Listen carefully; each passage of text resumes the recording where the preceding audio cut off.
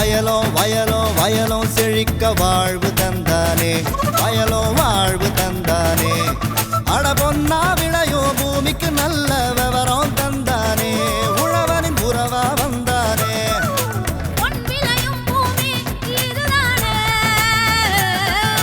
வயலும் வயலும் வயலும் செழிக்க வாழ்வு தந்தானே, வயலும் வாழ்வு தந்தானே.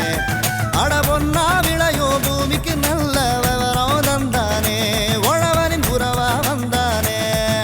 தந்தன தந்தன தன தந்தானே, மண்வள பொங்கிட துணை வந்தானே. தந்தன தந்தன தன தந்தானே, மண்வள பொங்கிட துணை வந்தானே. வணக்கம் வேளாண் பெருமக்களே. இன்றைய பொன் விளையும் பூமி நிகழ்ச்சியில் முதலில் வருவது வேளாண் செய்திகள், வேளாண் சந்தை நிலவரம், வேளாண் வானிலை. தொடர்ந்து வேளாண் தொழில்நுட்ப பகுதியில் கீழ்பவானி ஆற்று பாசன பகுதிகளில் நீர் மேலாண்மை உத்திகள் குறித்து பார்க்கலாம். இனி வருவது வேளாண் செய்திகள்.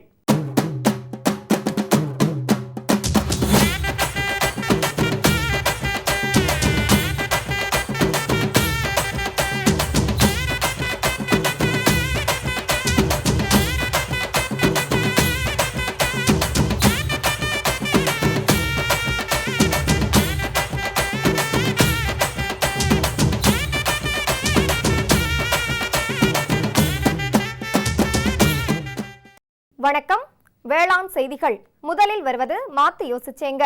தடுப்பணையின் பயன்களும் அதன் அவசியமும் குறித்து விவசாயி எஸ் வேணுகோபால் தரும் தகவல்கள். வேளாண் ஆலோசனை நேரத்தில் ஆடுகளுக்கு ஏற்படும் உற்பத்தி திறன் குறைபாட்டு நோய்களும் அதற்கான தடுப்பு முறைகளும் குறித்து உதவி பேராசிரியர் டாக்டர் ப சங்கர் வழங்கும் ஆலோசனைகள். தொடர்ந்து வேளாண் சந்தையில் திருநெல்வேலி மாவட்டம் கண்டியப்பேரி உழவர் சந்தையில் காய்கறிகளின் இன்றைய விலை நிலவரம். கன்னியாகுமரி மாவட்டம் தோவாளை மலர் சந்தையில் வணிக மலர்களின் இன்றைய விலை நிலவரம். வேளாண் வானிலையில் மலைப்பிரதேச மண்டலங்களுக்கான வானிலை அறிவிப்பு, உழவர் மற்றும் மீனவர்களுக்கான வானிலை முன்னறிவிப்பு. விரிவான செய்திகள். மாத்து யோசிச்சேங்க. மழை காலங்களில் பயனற்று வழிந்தோடும் நீரை சிறிய அணைகளின் மூலம் தடுத்து நிலத்தடி நீரின் கொள்ளளவினை அதிகப்படுத்துவதன் மூலம் பாசன நீர் பயன்பாட்டினை அதிகரிக்க முடியும். அந்த வகையில் விவசாய பொறியியல் துறை உதவியுடன் தடுப்பணை அமைத்து நிலத்தடி நீர் அதிகரித்ததன் மூலம் வேளாண்மையில் அதிகம் சாகுபடி செய்து வெற்றி கண்ட திருப்பூர் மாவட்டம் தாராபுரம் தாலுகா கோவிந்தாபுரம் பகுதி விவசாயி எஸ் வேணுகோபால் தனது தடுப்பணை பயனை நம்மிடம் கூற கேட்டபோது,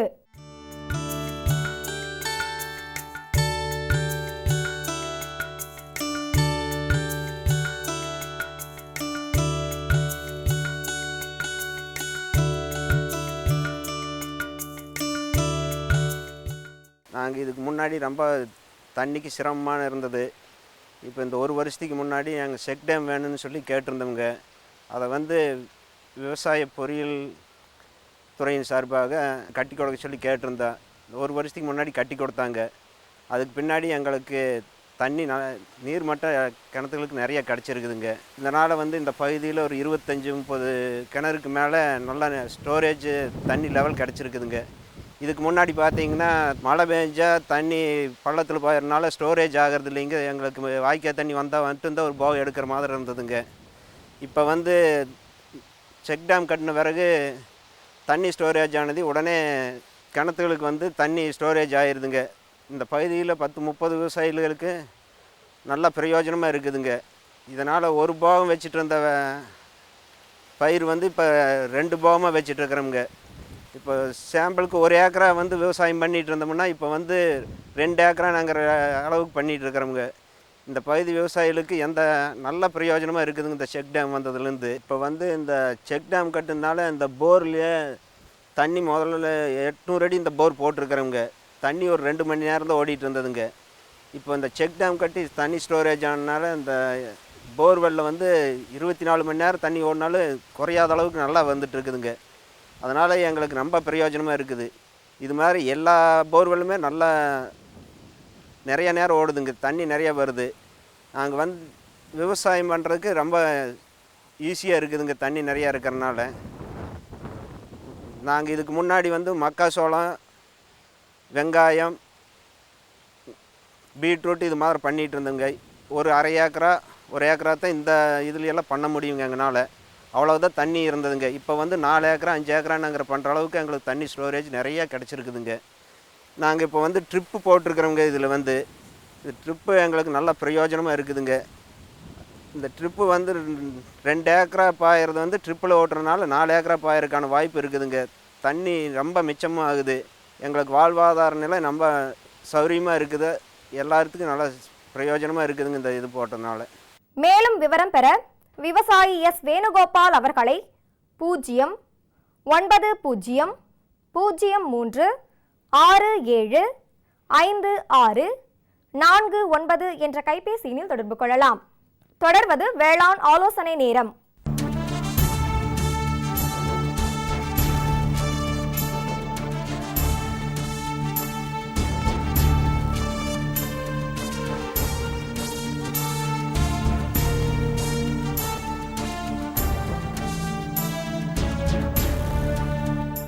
ஆடுகளை தாக்கும் நோய்களில் இருந்து பாதுகாத்து ஆரோக்கியமாக வளர்த்தால்தான் விவசாயிகளுக்கு அவற்றின் மூலம் கிடைக்கும் வருமானம் அதிகரிக்கும். அந்த வகையில் ஆடுகளுக்கு ஏற்படும் உற்பத்தி திறன் குறைபாட்டு நோய்களும் அதற்கான தடுப்பு முறைகளும் குறித்து திருநெல்வேலி மாவட்டம் ஸ்ரீபுரம் கால்நடை மருத்துவக் கல்லூரி மற்றும் ஆராய்ச்சி நிலைய மருத்துவ சிகிச்சை வளாக உதவி பேராசிரியர் டாக்டர் பா சங்கர் வழங்கும் ஆலோசனைகள்.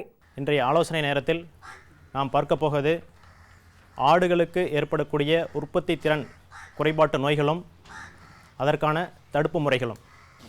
பொதுவாக ஆடுகளின் உடல் வளர்ச்சிக்கும் இனப்பெருக்கத்திற்கும் பால் உற்பத்திற்கும் பல்வேறு வகையான ஊட்டச்சத்துக்களான உயிர் சத்துக்கள், தாதுப்புக்கள் போன்றவை தேவைப்படுகின்றன.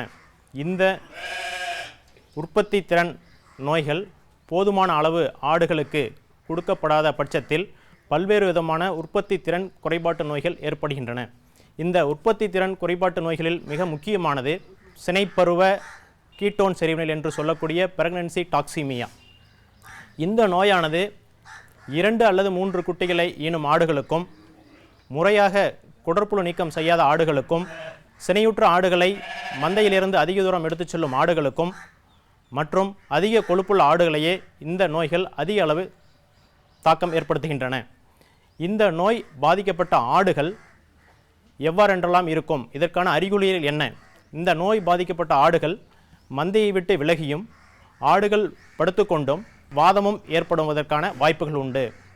மந்தையில் ஆடு மேய்ப்பவர்களோ அல்லது நாயோ இந்த ஆட்டினை நெருங்கும் பொழுது இந்த ஆடுகள் திரும்பி பார்த்தும் ஓட முயற்சி செய்யாமல் இருத்தல் இந்த நோயின் மிக முக்கிய அறிகுறியாகும். இந்த நோயானது முக்கியமாக சினைப்பருவ ஆடுகளில், அதாவது ஆடுகளின் சினைக்காலம் 150 நாட்கள் என்று எடுத்துக்கொண்டேமானால் இந்த நோயானது முக்கியமாக, அதாவது 40 to 50 கடைசி 50 நாட்கள் சினையாக உள்ள ஆடுகளையே இந்த நோய்கள் அதிகம் தாக்குகின்றன. இந்த நோய்க்கு மிக முக்கியமான காரணம் போதுமான அளவு எரிசக்தி, அதாவது குளுக்கோஸ் என்று சொல்லக்கூடிய எரிசக்தி பற்றாக்குறையினால் இந்த நோய் ஏற்படுகிறது. இந்த நோய் ஏற்படாமல் எவ்வாறெல்லாம் தடுக்கலாம் என்று பார்த்தோமேயானால் இந்த நோய்க்கு மிக முக்கியமானது எரிசக்தி.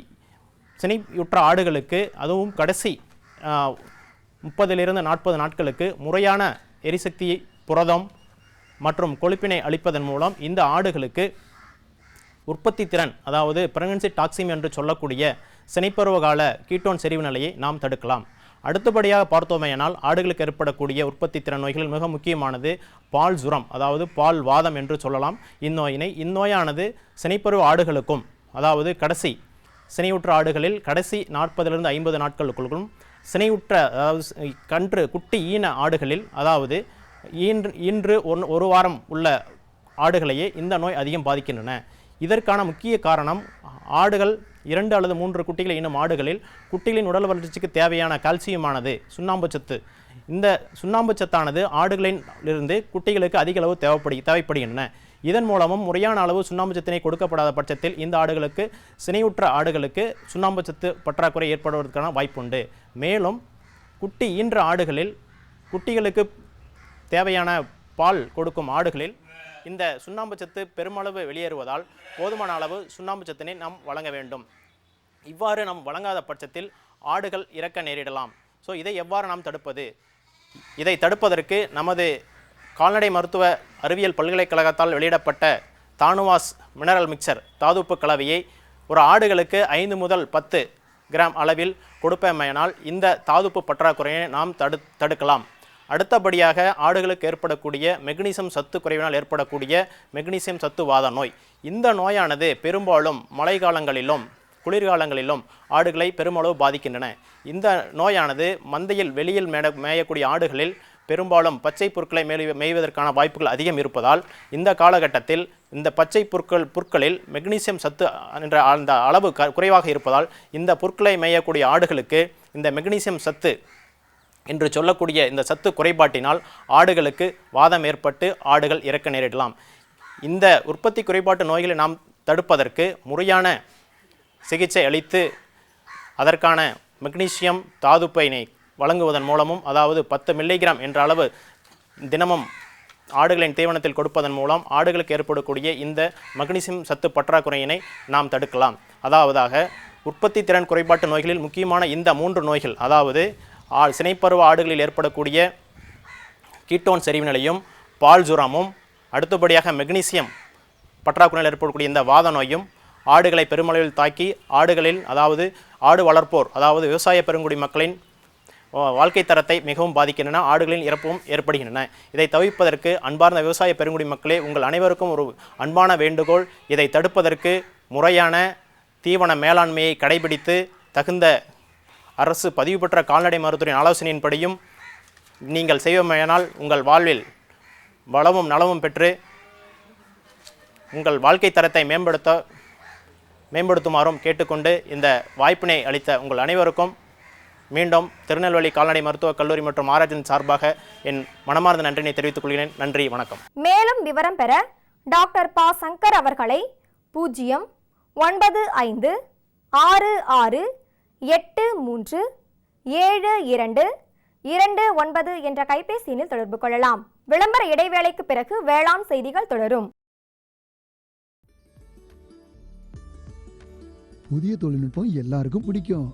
நானும் என்னோட வயலை தயார் செய்யறது, உழுறது, தோன்றது, விதைக்கிறது போன்றவற்றுக்கு சின்ன மிஷின்களை என்னுடைய தேவைக்கேற்ப வாங்கினேன். நான் என்னோட வயல்ல மிஷினை பயன்படுத்தின போது வேலை சீக்கிரமா சுலபமா முடிஞ்சது. வயல்ல மிஷினை பயன்படுத்தின பிறகு எனக்கு கிடைச்சது முழுமையான விளைச்சல், அதிக லாபம். சின்ன மிஷின்கள் எங்களுக்கு சொந்தமானவை. பெரிய மிஷின்களை நாங்க குழுவை உருவாக்கி வாங்கினோம். விவசாய சகோதர சகோதரிகளே, நீங்களும் சிறந்த மிஷின்கள் மற்றும் கருவிகள் வாங்க நிதி உதவியை பெறுங்கள். உங்கள் வருமானத்தை அதிகரியுங்கள், வளமையை பெறுங்கள்.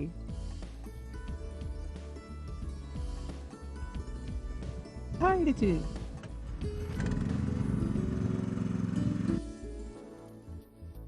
நான் முடிவு பண்ணிட்டேன். நான் உன்னை வேளாண் இன்ஜினியர் ஆக்க போறேன். புதிய மிஷின்கள், புதிய கருவிகள் வந்தடைந்தன உங்கள் வாசலை. இவற்றின் மூலம் பெறுங்கள் மகிழ்ச்சி மற்றும் விளைச்சலை. இனி வருவது வேளாண் சந்தை.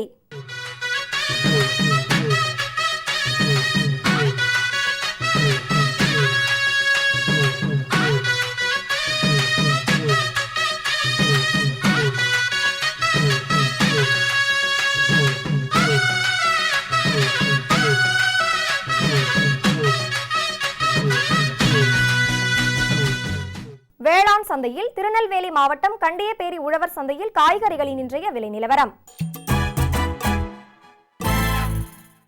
கத்தரிக்காய் 1 கிலோ 30 ரூபாய்க்கும், வெண்டைக்காய் 1 கிலோ 8 ரூபாய்க்கும், அவரைக்காய் 1 கிலோ 32 ரூபாய்க்கும், புடலங்காய் 1 கிலோ 18 ரூபாய்க்கும், சொரக்காய் 1 கிலோ 8 ரூபாய்க்கும், பாகற்காய் 1 கிலோ 28 ரூபாய்க்கும், பீர்க்கங்காய் 1 கிலோ 14 ரூபாய்க்கும், மாங்காய் 1 கிலோ 24 ரூபாய்க்கும், முருங்கைக்காய் 1 கிலோ 32 ரூபாய்க்கும், கொத்தவரை 1 கிலோ 12 ரூபாய்க்கும், சின்ன வெங்காயம் 1 கிலோ 38 ரூபாய்க்கும், பெரிய வெங்காயம் 1 கிலோ 42 ரூபாய்க்கும், பச்சை மிளகாய் 1 கிலோ 30 ரூபாய்க்கும், தக்காளி 1 கிலோ 24 ரூபாய்க்கும், இஞ்சி 1 கிலோ 76 ரூபாய்க்கும், பூசணிக்காய் 1 கிலோ 12 ரூபாய்க்கும், வாழைக்காய் 1 கிலோ 8 ரூபாய்க்கும், முள்ளங்கி 1 கிலோ 18 ரூபாய்க்கும், கருணைக்கிழங்கு 1 கிலோ 26 ரூபாய்க்கும், சேனைக்கிழங்கு 1 கிலோ 34 ரூபாய்க்கும், உருளைக்கிழங்கு 1 கிலோ 18 ரூபாய்க்கும், பீன்ஸ் 1 கிலோ 44 ரூபாய்க்கும், கேரட் 1 கிலோ 32 ரூபாய்க்கும்,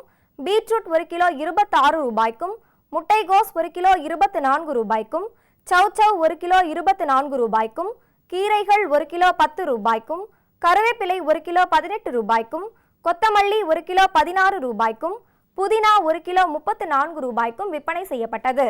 கன்னியாகுமரி மாவட்டம் தோவாளை மலர் சந்தையில் வணிக மலர்களின் இன்றைய விலை நிலவரம். மல்லிகை 1 கிலோ 150 ரூபாய்க்கும், முல்லை 1 கிலோ 300 ரூபாய்க்கும், கனகாம்பரம் 1 கிலோ 150 ரூபாய்க்கும், செண்டுமல்லி 1 கிலோ 50 ரூபாய்க்கும், வாடாமல்லி 1 கிலோ 40 ரூபாய்க்கும், பட்டன் ரோஸ் 1 கிலோ 80 ரூபாய்க்கும், துளசி 1 கிலோ 20 ரூபாய்க்கும், சம்பங்கி 1 கிலோ 60 ரூபாய்க்கும், அரளி 1 கிலோ 80 ரூபாய்க்கும், காக்கடா 1 கிலோ 200 ரூபாய்க்கும், கோழிக்கொண்டை 1 கிலோ 40 ரூபாய்க்கும், விருச்சிப்பூ 1 கிலோ 80 ரூபாய்க்கும் விற்பனை செய்யப்பட்டது. இனி வருவது வேளாண் வானிலை.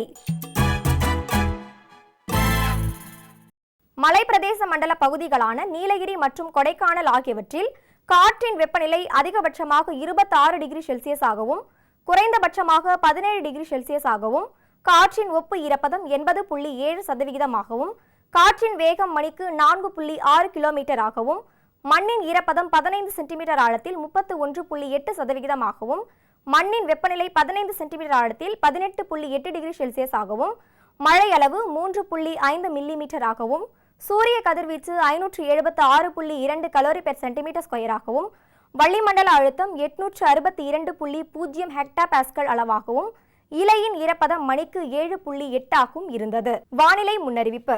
உழவர்களுக்கான வானிலை முன்னறிவிப்பு. தமிழகம் மற்றும் புதுச்சேரியில் ஒரு சில இடங்களில் லேசானது முதல் மிதமான மழை பெய்யக்கூடும். மீனவர்களுக்கான வானிலை முன்னறிவிப்பு. பலமான காற்று தென்மேற்கு மற்றும் மேற்கு திசையிலிருந்து மணிக்கு 45 முதல் 55 கிலோமீட்டர் வேகத்தில் தமிழகம் மற்றும் புதுச்சேரியின் கடலோர பகுதிகளில் வீசக்கூடும். இத்துடன் இன்றைய வேளாண் செய்திகள் நிறைவடைகின்றன. நன்றி, வணக்கம்.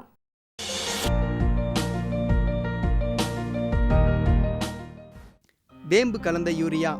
சிறந்த உற்பத்திக்காக வேம்பு கலந்த யூரியா நம் நாட்டிலேயே 70 லட்சம் டன்னாக அதிகரிக்க 6 ஆலைகள் சீரமைக்கப்படுகின்றன.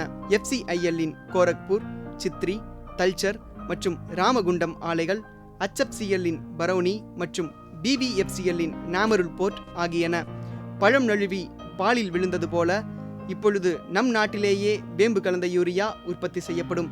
இதனால் விவசாயிகளுக்கு நன்மையே விளையும். 10% வரை தானிய உற்பத்தி அதிகரிக்கும். மண்ணில் 10 to 15% நைட்ரஜன் திறன் அதிகரிக்கும். சிறந்த உற்பத்திக்கு வேம்பு கலந்த யூரியா.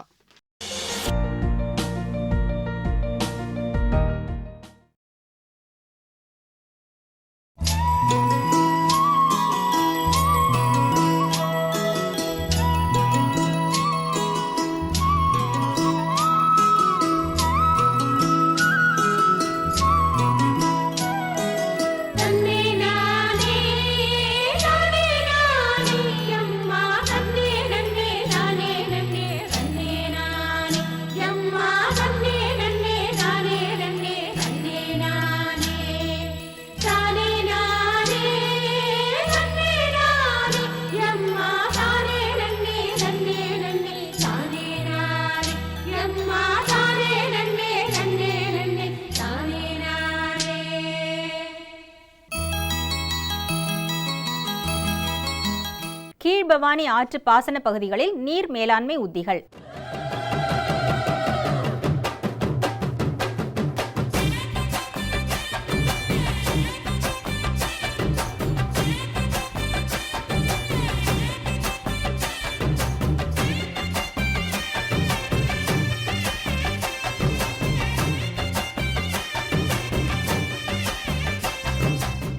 சாகுபடி செய்யும் பயிர் நன்றாக வளர்ந்து அதிக விளைச்சல் கிடைக்க வறட்சி காலங்களில் பாசன நீரை தேவையறிந்து சிக்கனமாய் பயன்படுத்துவது அவசியமானதாகும்.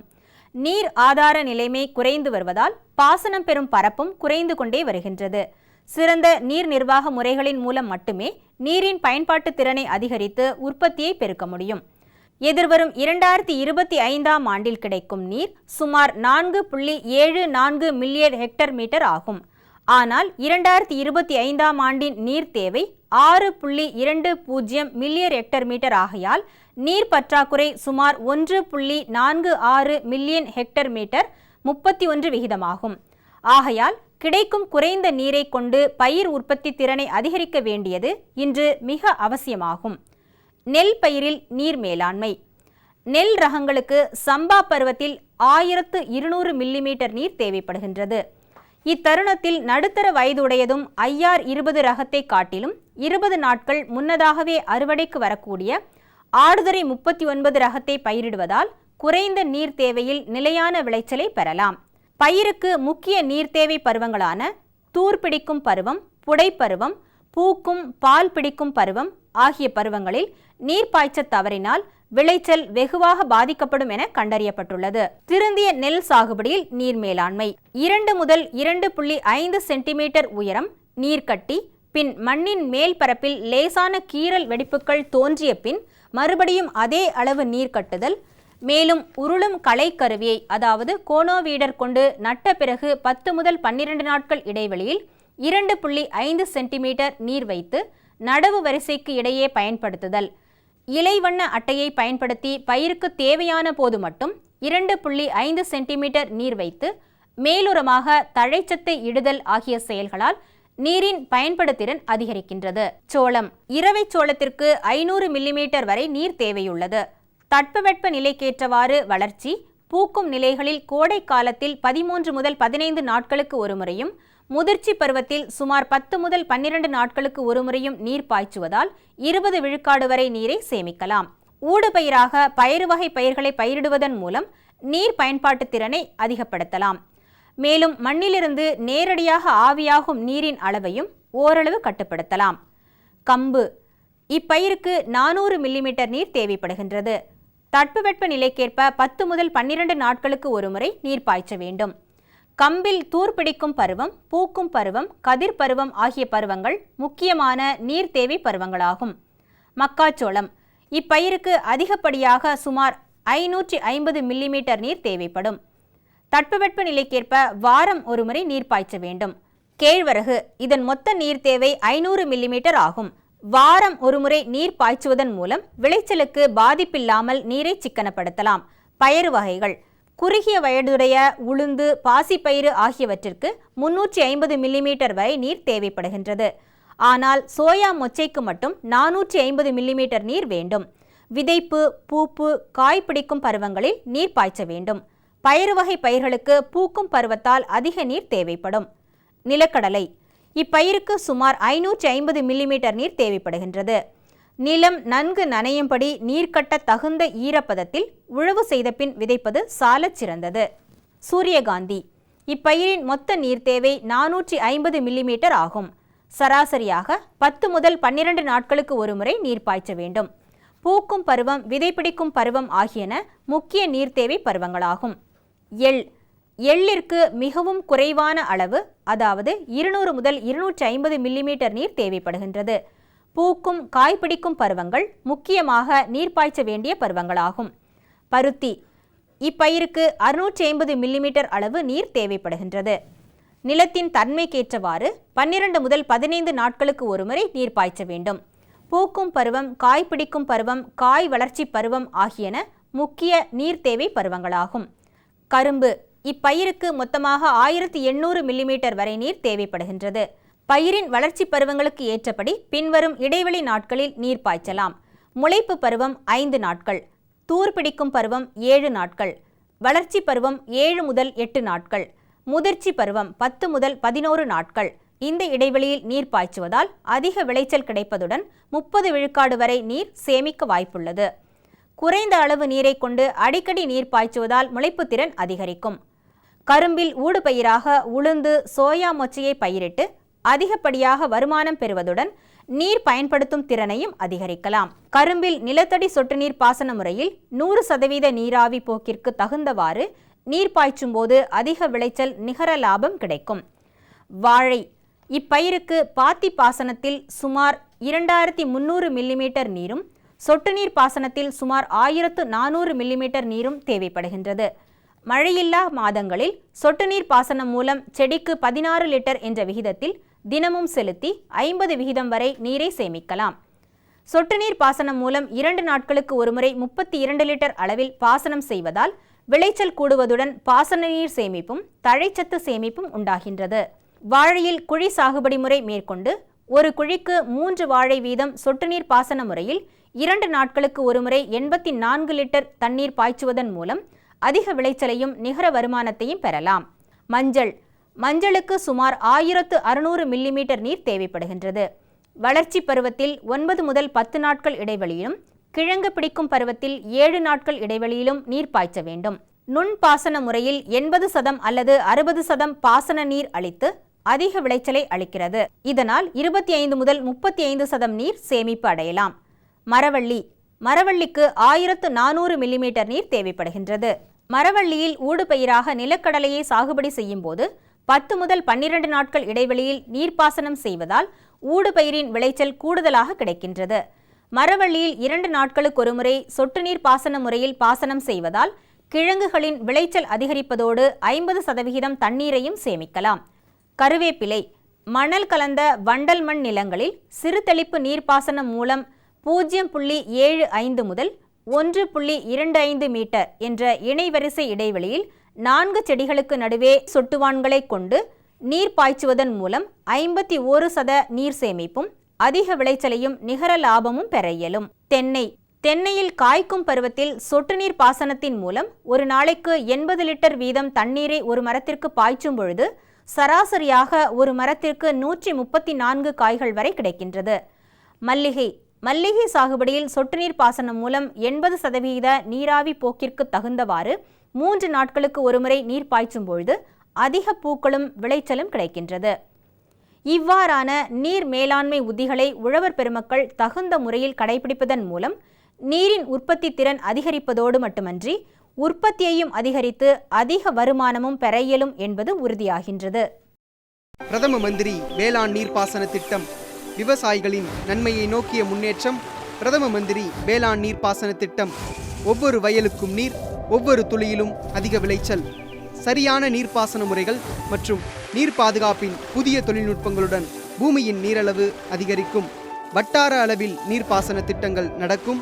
நீர்ப்பாசனமற்ற இடங்களிலும் நீர் பாய்ச்சுவதால் உற்பத்தி அதிகரிக்கும். இந்திய அரசின் மாபெரும் திட்டம் பிரதம மந்திரி வேளாண் நீர்ப்பாசன திட்டம். 3/8/2015 திங்கட்கிழமை அன்று பொன் விளையும் பூமி நிகழ்ச்சியில்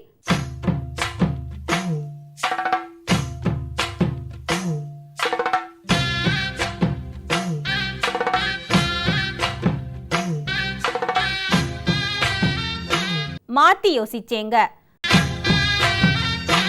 மழைநீர் சேகரிப்பதன் பயன்கள் குறித்து கூறுகிறார் திருப்பூர் மாவட்டம் தாராபுரம் தாலுகா கோவிந்தாபுரம் பகுதி தலைவர் எம் பார்த்தசாரதி.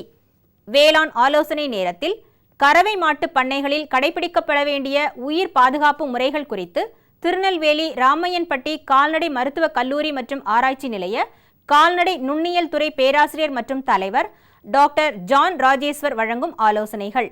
வேளாண் தொழில்நுட்ப பகுதியில் கோயம்புத்தூர் தமிழ்நாடு வேளாண்மை பல்கலைக்கழக இயற்கை வள வேளாண்மை இயக்கம் ஓர் கண்ணோட்டம், தனி அலுவலர் முனைவர் VP துரைசாமி தரும் விளக்கம் ஆகியன இடம்பெறும். வேளாண் பெருமக்களே, இன்றைய நிகழ்ச்சியில் இடம்பெற்ற அனைத்து பகுதிகளும் உங்களுக்கு மிகவும் பயனுள்ளதாக அமையும் என நம்புகிறோம். பொன் விளையும் பூமி நிகழ்ச்சியினை நீங்கள் இணையதளம் வழியாகவும் பார்க்கலாம். எங்களின் இணையதள முகவரி www.youtube.com/user/agriculture சென்னை மற்றும் ddpodigai.gov.in. உங்களின் கருத்துக்கள் மற்றும் ஆலோசனைகள் வரவேற்கப்படுகின்றன. அனுப்ப வேண்டிய மின்னஞ்சல் முகவரி ddagri05chennai@gmail.com. வேளாண் குறித்த ஆலோசனைகள் பெற www.farmer.gov.in என்ற இணையதளத்திலும் 180018011551 என்ற தொலைபேசி எண்ணிலும் தொடர்பு கொள்ளலாம். மீண்டும் அடுத்த பொன்விளையும் பூமி நிகழ்ச்சியில் சந்திப்போம். நன்றி, வணக்கம்.